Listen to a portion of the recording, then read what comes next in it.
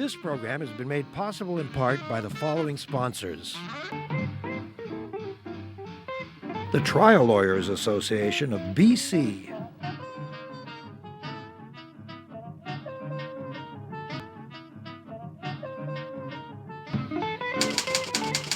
The Vancouver Courier newspaper.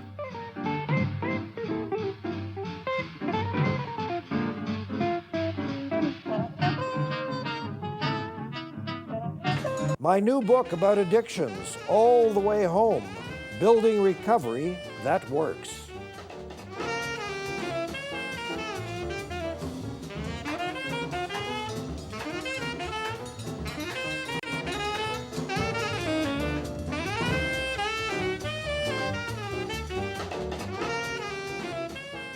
You know how to triple delete your emails, boys and girls? I don't even know what it means, actually, and I'd assume that the only person who would know how to do such a thing is someone who's addicted to pornography on the internet.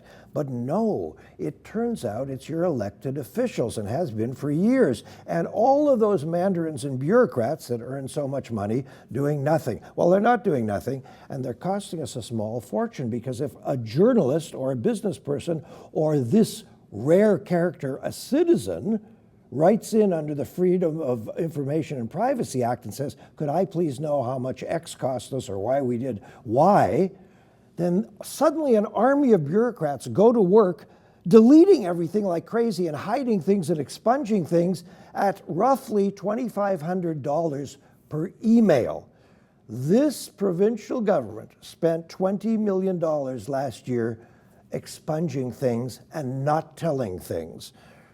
The guy who asks for more freedom of information than any other journalist in this city is an old friend, Bob MACKIN, who's been on this program before, and nobody has covered this story, and nobody has annoyed the government more than Mr. MACKIN. We're pleased to have him back. Bob, who writes for the Tyee, the Courier, Business of Vancouver, and practically stands on corners handing out pamphlets. So, what is your wonderful obsession? I mean, we need so many of you. We need lots of guys like you doing this. Why are you so keen to make sure these folks fess up? Well, I'm actually disappointed that I have to go to these lengths, because when you deal routinely with governments these days, and I fear that this is something that's happening to just average citizens out there who just want to get information out of the government that people pay for and the government that we own, the political parties that are in power running the governments seem to forget who really the boss is. And I wouldn't have to file FOI requests if I could just sit at my computer and just soak all the information in that I need to get, yes, or would be able to call a government office, maybe speak to a senior bureaucrat, speak to a politician, speak to even someone junior, just to get stats and facts. Yes. But as a journalist, to do that in this day and age, when governments have taken on more of a corporate communications model, yes, it is absolutely frustrating. In one of your blogs, you said this, and I think beautifully said, the privacy pipeline that flows from citizens to governments should be narrow as a straw, made of steel, prevent leaks. On the other hand, the information pipeline that should come from government to us lowly citizens should be big enough to drive trucks and Zambonis through, right? Mm-hmm. But it is, in fact, the opposite. It's exactly the opposite. Yeah. And it doesn't matter which party or ideology is in power. It's about those who are in power figure out that they now control vast sums of information that they can use for the gain of themselves and for their political donors sometimes. And they can use that information to keep away from the public, and they can use the information also in their top priority, which always seems to be the next election. So, we run in a permanent campaign cycle that every single day the government wants to get out of the news cycle, yes, feeling good about itself, and that's why it's pumping a lot of information into the public domain to try to distract us from the real issues that are facing us, and to try to keep information away from us that we would then use as questions, because the more questions we might ask, the more they might have to do work. And the more that the public would demand better services What a concept. and more accountability. So you get a lot of these people inside government. There are a lot of people that are probably doing their job pretty well, Yes. that are doing reports and doing things and filtering them out to the politicians who ultimately make the decisions. And they're probably just not getting listened What to. would happen? But what would happen, Bob Mackin, if you were some bureaucrat at the fourth desk in Victoria at some obscure gray building, you know, and you were trying to do your job, and suddenly your supervisor said, "It's just come down from the Premier's office that all of that should be removed." How could you live with yourself? I mean, there must be people who are tortured. You know, trying to, how can I, they must go home to their wives and kids and, you know, go, God, today I was told to remove a bunch of stuff, and I just feel like such a hypocrite. Well, luckily there are people there who do have a conscience. That's what happened to Tim Duncan, who was an aide in the Transport Minister's office and Todd Stone's office, who a co-worker was doing just that. Was telling him that someone's asked for information about the Highway of Tears, about the very sad story of missing women up north here in British Columbia, and told a fellow named Tim Duncan, yeah, delete that. And when he resisted, the guy grabbed the keyboard from him and started deleting it himself. Luckily, Tim Duncan was a whistleblower, and he wrote a letter to the Information Privacy Commissioner. He made that an open letter, was put into the legislature, and the Information and Privacy Commissioner, Elizabeth Denham, did her report, which came out October 22nd of this year, the damning report, a report that I've not seen her do a report, anything like that. She put a fellow named George Gretes under oath numerous times, and he lied under oath, and Six times. He lied 6 times under oath. And what happened to him? Well, she handed that report over to the RCMP, and the RCMP are now mulling it over. That could hand Mr. Gretes quite a penalty if he does get charged and goes to court. Of course, we as the taxpayers would have to pay for his defense.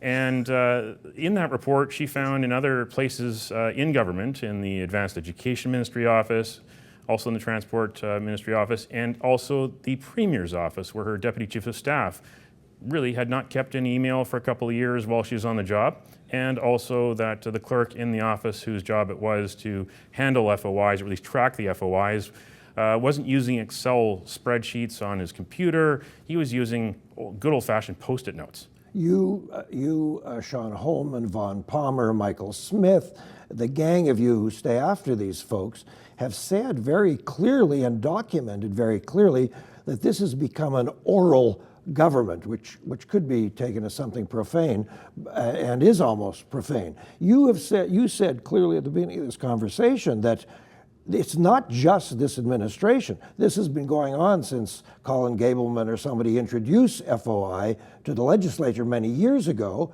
The NDP has been afoul of this. Dusange's government, Campbell's government, now Christy Clark's. But you just accurately, I think very accurately said, this government is in constant election mode. And I think, aside from other reasons, part of it is the personality of the Premier, who, from my observation, has never really wanted to govern anything. She just likes running for office a lot.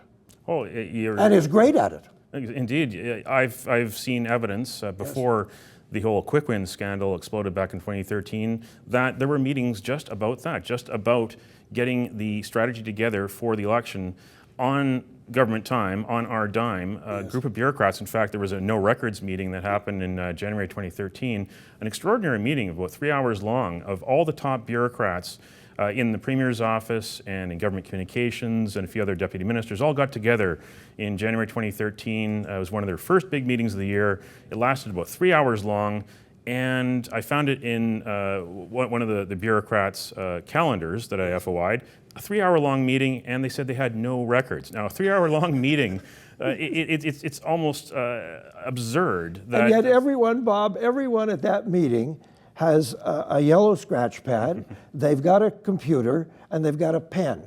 That's how those meetings look, okay? People come equipped with these toys, and yet There was no evidence that any of this happened. Let's talk about the most egregious case. There are many, many cases, and you go way back. We'll talk about the Olympics in the second half a bit. But the most egregious case, of course, is the one in which a slew of health ministry employees were fired for reasons that nobody was quite sure.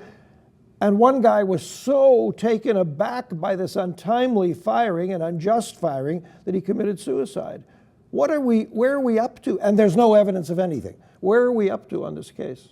Well, in that case, the government has shifted it over to the Office of the Ombudsperson. Now, the Office of the Ombudsperson has never done any kind of investigation of this sort. They had a lot of dickering back in the legislature back in the summertime about amending the law that governs the Ombudsperson so that he could do this investigation. But I think it was a very clever strategy by the Liberals because the Ombudsperson, Jay Chalk, at the time said, well, the investigation will be such that there will be nothing public. There will be no public hearings. Yes. And that's actually what the family of Rod McIsaac, the victim of the suicide, wanted, and the families and the people who actually were affected by this whole scandal. They had an open letter and they said, we want an open public inquiry.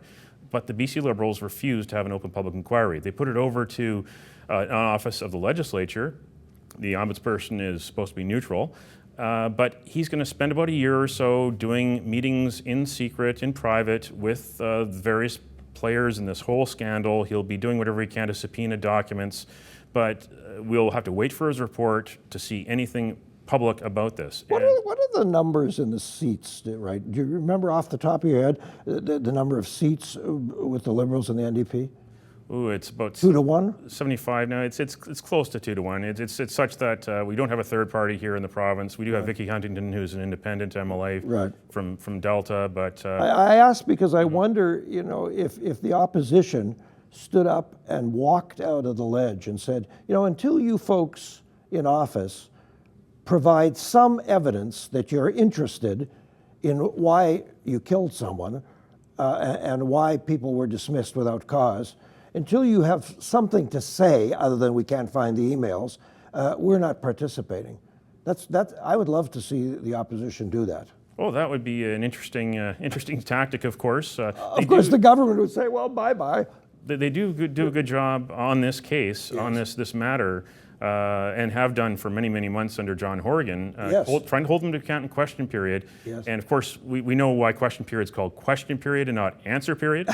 Because because the party in power just makes fun of the questioner, and they don't answer anything. They make fun of the questions. They bang on their desks. They have their own talking points, and they also have their diversionary tactics. How they call the NDP, the party of no, and on this side of the house we're doing this for the economy. On the other side of the house, you just oppose everything we do. You dress funny and you're an idiot. Again, it's a weakness of the legislative system we have here. There's got to be a more efficient way of dragging the answers out of the politicians. But I tell you what, through these scandals that have gone back many months, whether it's children dying in care, children aging out of care than dying, the health data breach scandal, the foolishness of Christy Clark's yoga on the bridge thing, and now the deleted email scandal, all these are coming together at once. And the deleted email thing is endemic. It just never stops. We're going to stop. Just for a moment, we'll come back and talk about how you personally have cost this government such a fortune. I think it's a riot. Our guest is Bob MACKIN, journalist. We're going to take a breather. Your chance to send an email. By the way, we don't lose our emails to davidberner.com. And because I still don't know how to triple delete, and an opportunity for those people who support us to say hello here on Shaw Community Television Cable 4. Back in just a sec.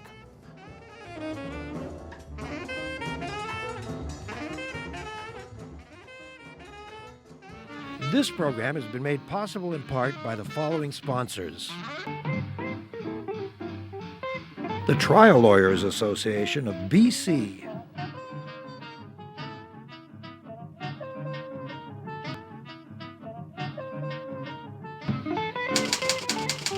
The Vancouver Courier newspaper.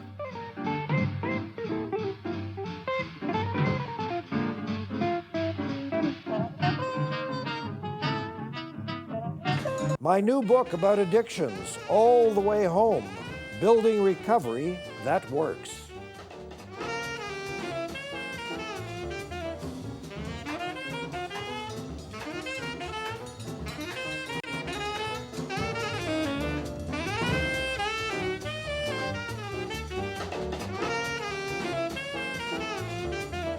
the NDP itself was free of some of these sins. They exempted themselves from discussing subjects like the SkyTrain expansion, fast ferries, and so on from FOI scrutiny. But let's look at a little piece of the law, as quoted in a Sun editorial the other day. No person shall, with intent to deny a right of access under this act, A, destroy, mutilate, or alter a record, falsify a record or make a false record, conceal a record, or D, direct, propose, counsel, or cause any person in any manner to do anything mentioned in any of the previous paragraphs. Well, clearly, probably hundreds of employees of the provincial government have broken a law. This is not just a suggestion, it's a law. So I want to know why nobody's being prosecuted. That's a good question, especially after an election we had in 2013. Right before the election, the Liberals and their friends spent about $1 million in the ad campaign to remind us of Adrian Dix and his backdated memo from back when he was working in Premier Glenn Clark's office back in the 1990s. Yes. If you look at this scandal, it looks a little more serious than a backdated memo to have perhaps thousands, maybe tens of thousands. We just don't know how much information has been deleted by government. It really looks bad. And this is why actually Elizabeth Denham, the Information Privacy Commissioner, has proposed this duty to document law, which is very reasonable. There is a committee that is going around the province right now that is looking at modernizing the FOI Act, but it's part of what they have within the Act. Every 5 or 6 years they have to do these committee hearings. But the question is, all the information they gather, at the end of the day, this is a Liberal-dominated committee, and it's mostly junior ministers, MLAs who aren't in cabinet, who are given just something to do by the Premier. Will any of the recommendations that they make and they table in the House actually filter into law? Will the law be changed? And the question is there a government of any stripe at any level that is clever enough and also smart enough and understanding enough of their job that'll amend laws to actually give power to the people? But isn't that a standard government tactic? As soon as someone blows the whistle in some way and they're cornered, the government says, fine, we'll study this. But they don't need to amend this law so much. I mean, the law is sitting there. Well, yeah, they need to act on it. They can follow the current laws, which are black and white as it is. Yes.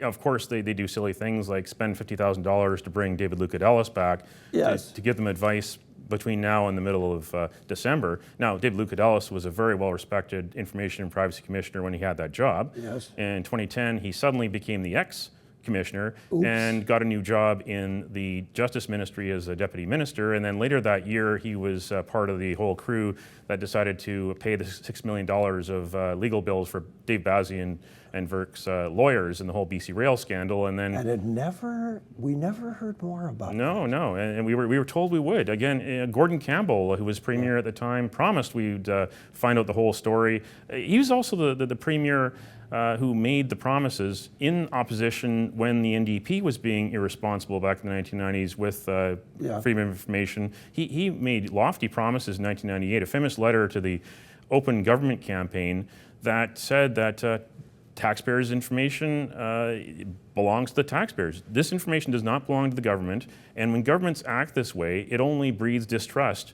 And the best way to govern is being transparent. That was part of the whole Liberal election platform in 2001, where they said they were going to be the most open, democratic, and accountable government in Canada. And they've been the least. And Christy Clark's photo is right beside that promise on the page of the 2001 platform. And how are we ranked now? 20th out of 40 or 20th out of 19 or something? We're ranked way at the bottom of governments in terms of transparency. Around the world, we're seen as a laughing stock now. And then we've got, in 2011, Christy Clark coming to power first as the leader of the Liberal Party in her acceptance speech, saying that she was going to bring citizens along because citizens deserve to have the information they need to properly make decisions and cooperate with government. And Bob, in fairness, it's not just this Liberal government. We were talking earlier before the program went to air.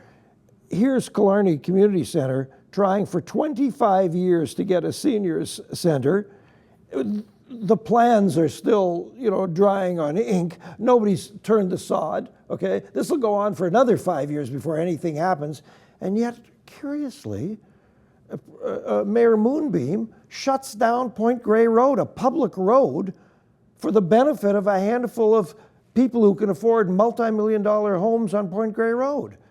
You know, how did that happen? Where's the paper on that? Well, of course, they're also deleting email en masse at City Hall here in Vancouver, Yes. right into the mayor's office itself. You know, here's the mayor. Mayor Gregor Robertson comes to power in 2008, not only in the election campaign, but also in his swearing-in speech. He promised to make City Hall open and accountable, and he even used the words, and this is a quote, "I will not let you down." Well, look what's happened in years since. They're deleting emails. They're withholding information from the public. They talk a lot about public consultation at Vancouver City Hall. Well, you know what happened last year? It was a 2-year battle for me to get information about the Burrard Bridge and the sorry condition it's in. Finally, the Information Privacy Commissioner's office tells the City of Vancouver, you know, stop with this baloney fear of terrorism. There's no evidence that terrorism has ever been threatened on the bridge. Just, you know, you give the documents, and I got all the documents during the election. And then after the election, I had also, a couple of years before, tried to get the information about the Georgia and Dunsmuir viaducts, about their condition. Yes. Before the election, they gave it to me. It was all redacted, and they withheld pages. But after the election, after the ultimate public consultation phase, which is our democratic process, Yes. they gave me the records. And? Well, the records are from 2009. A company called Associated Engineering says that the Georgia and Dunsmuir viaducts are in good condition. Have we ever... Seismically fine, yeah. and a minimal charge to upkeep them every year. And then by the year 2024, it says you might want to either rehabilitate them or replace them. It might cost you $50 million. But here we are, City of Vancouver wants to spend $200 million to take them down, Yes. build new streets, and they're using other reports that they want the public to see. But the report that they don't want the public to see, they kept away from the public eye during the election and only gave it to me after the election. Have you ever had, in your memory, following all of the political scene here, seen a city government that is more controlled and controlling? Do you remember the days when individual councillors regularly spoke to the media? The moment Moonbeam was elected, that ended. We rarely hear from Raymond Louis. We rarely hear from Jeff Meggs. You know, we rarely hear from people in their caucus, let alone the handful, you know, who are independents or MPA. It's totally controlled by their communications department. Oh, they have a very strong caucus discipline. Yes. And that's how they've been able to stay in power, this coalition of NDPers Which and means Liberals. which means that you and I learn less. Mm-hmm. In fact, I've compared Vision Vancouver and some of their tactics with the tactics of the Conservative government under Stephen Harper that Canadians just got rid of. I think if people who are Vision Vancouver supporters were able to step back and look objectively at what goes on at Vancouver City Hall, from the communications control, from the FOI office, from the propaganda, they would see a lot of common threads, common themes to what went on in Ottawa, and in fact... and in Victoria. In Victoria too. It's this endemic problem that is harming what we think we have as democracy. There's people that are arguing that we're beyond democracy, that we're in a plutocracy or an oligarchy. And that's not good for us now, that average people are losing control of their institutions. When was the last time that Vancouver City Council had a lively debate between their own people and or the opposition, the kind of muscular stuff that used to happen 20, 30, 40 years ago with very lively, bright councillors? Everybody's a sheep. Anyway, I want to leave that. We've got about 2 minutes, so you can't do the whole story. But you were an absolute dog on so many of the elements of the Olympics that were never told. Indeed. I first saw when the Olympics were in their bid phase in 1998, was very excited. Hey, one of the world's biggest sporting events coming to my hometown. Yes. But I quickly found out that it wasn't all about sports. In fact, the Olympics are more about economics and politics. And land. And land, and just billions of dollars that we never found out. And personal aggrandizement. Indeed. We had Gordon Campbell spending millions of dollars to promote his re-election. They're spending millions of dollars to promote BC tourism as well, and found out more about how they did that. They also spent a lot of money trying to make us believe that these were the greenest, cleanest Olympics ever, when in fact they really weren't. They were shipping in, as we know, all the snow from the Fraser Valley. What is a thousand buses they were going to bring up from Florida? Oh yeah, the buses from as far away as Florida. Yes. They had a fight with the Canadian bus industry over fees, so they decided to hire a company from the U.S., pay them $50 million. Yeah. They actually had to pay a lot more than $50 million at the end of the day, to find buses from all around North America, including diesel buses from as far away as Florida. I was able to do an FOI request to the Passenger Transportation Board to get a list of all those buses and totaled it all up. And the round trip of these buses from their home base to Vancouver, 5.1 million kilometers. And that's not counting the kilometers that they would have logged here in Vancouver. We have under a minute. Let's flip very quickly back to this current story. BC Privacy Commissioner Elizabeth Denham, to whom is she answerable besides you and me? Well, to the legislature, but Yes. the way things work really with the legislature, there's committees in the legislature, but the Premier's office has a great deal of sway, even in these independent Has she offices. been given any teeth at all?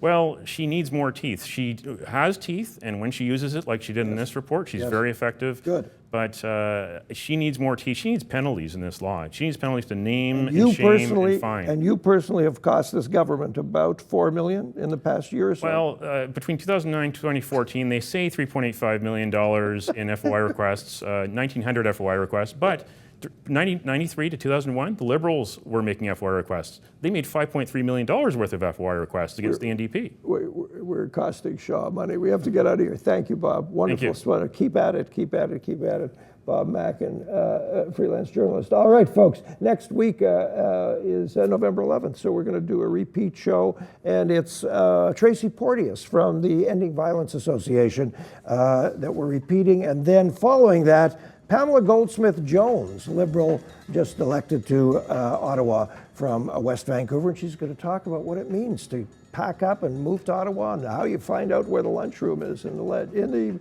Parliament and so on. Thanks for being with us here on Shaw Community Television Cable 4. Good night.